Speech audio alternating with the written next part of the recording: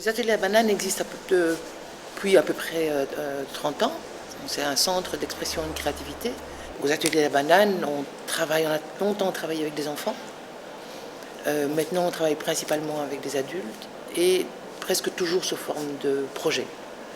Alors, il y en a un premier qui s'appelle Vide ton sac, qui est né d'un constat que je faisais quand les ateliers à banane travaillent beaucoup avec des associations en alphabétisation.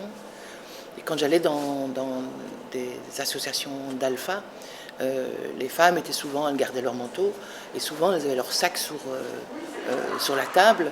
Et donc on a raconté des histoires sur le contenu de leur sac.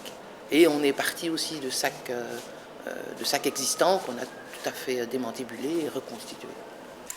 Le but pour moi, c'est de créer, voilà, de me sentir bien et de penser à d'autres choses quand je suis ici. Je fais juste la anse d'un sac. Et puis, après, je vais le décorer. Ça va être un cendrier avec une cigarette que je vais mettre là. Voilà, elles sont toutes le paquet là. Alors au fil de l'eau, il a démarré il y a plus de 2 ans. Parfois c'était des travaux collectifs, parfois c'était des travaux individuels. Par exemple, pour le moment, on est en train de terminer un livre, donc chacun crée son livre. J'aime bien celle-ci aussi.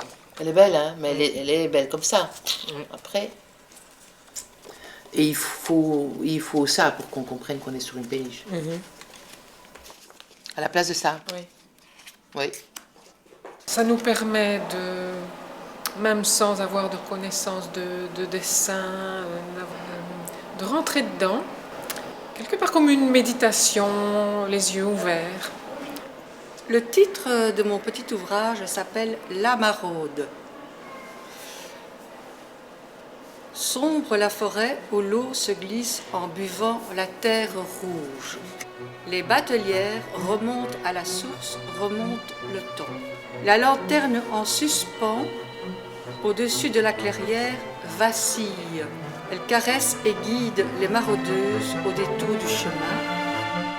Mon désir et mon plaisir de me remettre à peindre et de réécrire, parce que j'ai beaucoup écrit dans le temps, je le retrouve ici aux ateliers La Banane parce que j'aime beaucoup